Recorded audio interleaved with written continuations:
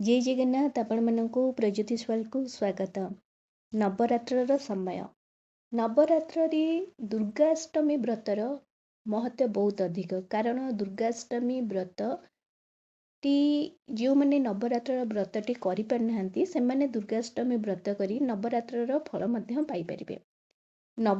दुर्गाष्टमी व्रत क्यों मैंने करें और कहीं करेंगे देखो दुर्गाष्टमी व्रत उभय पुरुष एवं नारी समस्ते करें। नारी माने विशेष करी निजर सौभाग्य संतान सुख परिवार कल्याण पाई कि निजर शारीरिक मानसिक पाई माने मानसिक भल रो तो से नारी माने करें।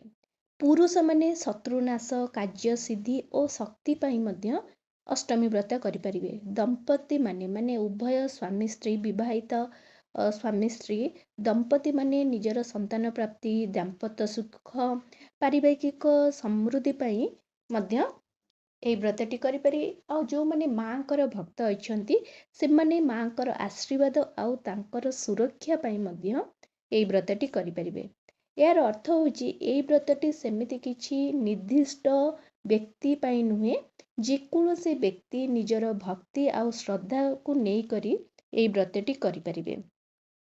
दुर्गाष्टमी व्रतर माने महत्व बहुत अधिक। दुर्गाष्टमी व्रत मां से दिन माँ गौरींकर पूजा करा जाय थाए। जेउ दिन माँ गौरी भगवान शिव को विवाह करथिले तो माँ गौरी रूप रे माँ को से दिन पूजा करा जाय थाए। आ से दिन पूजा कले जीवन रे जहाँ भी शत्रु बाधा दुष्ट शक्ति नाश होई थाए। जीवन रे शांति और सुरक्षा आसे। व्रतटी कले धन सौभाग्य माने शारीरिक माने माने सुस्थ मध्य रही थाए। ता सहित जो माने संतान सुख मिलू नहीं से माने मध्य संतान सुख लाभ करि थांती। मांकर एही अष्टमी व्रत कले जेतिक भी पाप थाए ताहा मध्य पाप क्षय होई थाए। तो यही परी बहुत माने मांकर आशीर्वाद तांकर सबु किछि पाइबा पई दुर्गाष्टमी व्रतटी उभय पुरुष नारी अविवाहित पुरुष नारी मध्य करि परिबे। तो दुर्गाष्टमी जो व्रतटी करेंगे तो पूजा आपण जदि मंदिर जाउचंती पूजा करिबा पई तो मंदिर जदि जाउचंती तो से पूजा थाले आपण कोन नेबे। तो पूजा थाले देखंतु मु फास्ट कहूची आपण मांकर पूजा करचंती तो मांको पई प्रथमे शंखा सिंदूर मांको पई आपण लुगा नै परिबे नहले मांकर जो नाली रंगर कि गोलापी रंगर चुन्नी अच्छी तो चुन्नी मध्य नै परिबे। माने शंखा सिंदूर चुन्नी आपण ब्राह्मण को द्वारा माँ को सेटा अर्पण करदेवे। ठीक अच्छे तापरे माँ को पई फूल फल मध्य नेबे। माँ को पई फूल फल रे कौन आपण अर्पण करेंगे देखंतु से दिन फल थुआर माने माने महाअष्टमी व्रत को मध्य फल थुआ व्रत बोली ग्रहण करा जाय थाए। तो से दिन आपण 8टी फल पूजा करी मध्य आपण चाहिए जदि ताकू दान रे मध्य माने काहा को असहाय व्यक्ति को मध्य दान करि परिबे। तो फल रे माँ लक्ष्मी माने सॉरी माँ दुर्गा प्रिय माने फल होची डालिंब।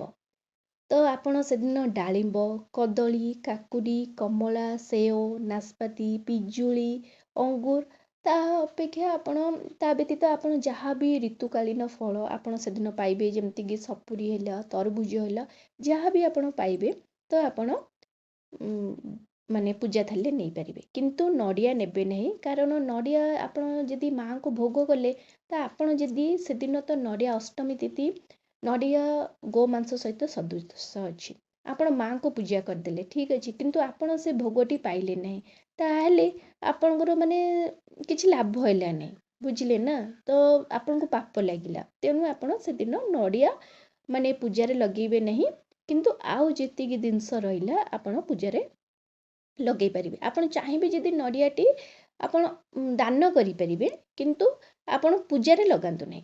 फूल मध्य माँकर प्रिय फूल होची पद्म फूल तो से दिन आपण पद्म मंदार कई टगर अपराजिता मल्ली फूल चंपा फूल कन्यारी फूल ता व्यतीत पानी कखारुर फूल मध्य आपण अर्पण करि परिबे।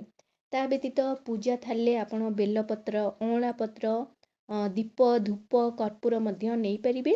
आपणक पई से दिन शंखा सिंदूर चूड़ी साड़ी ନେଇପାରିବେ। ତା ବ୍ୟତୀତ ବ୍ରତ ଗୋଟେ ନେବେ, ନାଲି ରଙ୍ଗର ବ୍ରତ, ସେଥିରେ 8ଟି ଗଣ୍ଠି ପଡ଼ିଥିବ। 8ଟି ଗଣ୍ଠି ମାଙ୍କ ନାମରେ ଆପଣ ପକେଇବେ ଆଉ ପୂଜା କରିବାକୁ ଦେବେ ନନାଙ୍କୁ। ତାପରେ ଆପଣ ପୂଜା ଥାଲିରେ ଗୁଆ ନେଇପାରିବେ। ତା ବ୍ୟତୀତ ମାନେ ଗଜା ମୁଗ ହଉ କି ବତୁରା ମୁଗ ହଉ, ତ ବତୁରା ମାନେ ପୂର୍ବଦିନ ରାତିରୁ ଆପଣ ମୁଗ ବୁଟ ଭେଦେଇ ଦେଇଥିବେ, ତ ସେଇ ବତୁରା ମୁଗ ବୁଟ ନେଇପାରିବେ, ଖଜୁରୀ କୋଳି ନେଇପାରିବେ। ଏସବୁ ଜିନିଷ ଆପଣ ମାନେ ପୂଜା ଥାଲିରେ ନେଇପାରିବେ। ତା ବ୍ୟତୀତ ବ୍ରାହ୍ମଣଙ୍କୁ କିଛି ଦବା ପାଇଁ ଦକ୍ଷିଣା ନେଇପାରିବେ, କି ଆପଣ କିଛି ଦାନ କରିବା ପାଇଁ ପଇସା ହେଲା, ନହେଲେ ଚାଉଳ କି ଫଳ। ତା ବ୍ୟତୀତ ଆପଣ କଦଳୀ ଆଳୁ ମାନେ କଞ୍ଚା କଦଳୀ ଆଳୁ ଏସବୁ ମଧ୍ୟ ଆପଣ ନେଇପାରିବେ ମନ୍ଦିରକୁ। ତାପରେ ଆପଣ ଯେ କେଉଁ ସମୟ ପରେ ଖାଇବେ, ଦେଖନ୍ତୁ ଅଷ୍ଟମୀ ତିଥିରେ ଯେଉଁମାନେ ମହାଷ୍ଟମୀ ବ୍ରତ କରୁଛନ୍ତି, ତ ସେମାନେ ସେଦିନ ଉପବାସ ରହିପାରିବେ। ନହେଲେ କିଛି ଯଦି ଆପଣ ମାନେ ପୁରା ସମ୍ପୂର୍ଣ୍ଣ ଭାବରେ ଉପବାସ ରହିପାରୁନାହାନ୍ତି, ତାହେଲେ ଆପଣ ମାଙ୍କର ପ୍ରସାଦ ପାଇ ମଧ୍ୟ ରହିପାରିବେ। ନହେଲେ ଆପଣ କ'ଣ କରିବେ,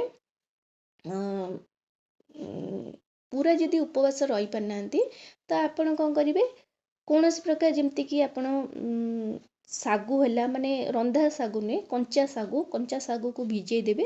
ସେଥିରେ ଆପଣ କଦଳୀ, କ୍ଷୀର, ଦହି, ଛେନା ଏସବୁ ଅଲଗା କିଛି ଫଳ ପକେଇ ଆପଣ ସେ ପଣା ଭୋଗ ଖାଇପାରିବେ। ନହେଲେ ଆପଣ ଲସି ପିଇପାରିବେ। ଯାହା ବି କରିବେ ଘରେ ଜୁସ୍ କରି ମଧ୍ୟ, ଫଳର ଜୁସ୍ କରି ମଧ୍ୟ ପିଇପାରିବେ। କି ଆପଣ ଯଦି ନିର୍ଜଳା ଉପବାସ ରହୁଛନ୍ତି, ନିର୍ଜଳା ଉପବାସ ରଖିପାରିବେ। କିନ୍ତୁ ଆପଣ ଚେଷ୍ଟା କରିବେ ସେଦିନ ପାକ ଦ୍ରବ୍ୟ କିଛି ବି ଖାଇବେ ନାହିଁ, ଯେମିତିକି ରନ୍ଧାଯୁକ୍ତ ଖାଦ୍ୟ କିଛି ଖାଇବେ ନାହିଁ। ଅନ୍ନ ହେଲା, କ୍ଷୀରି, ଖେଚୁଡ଼ି, ପୁରୀ, ରୁଟି, ପରଟା, ପିଠା ଏସବୁ ଜିନିଷ ଖାଇବେ ନାହିଁ।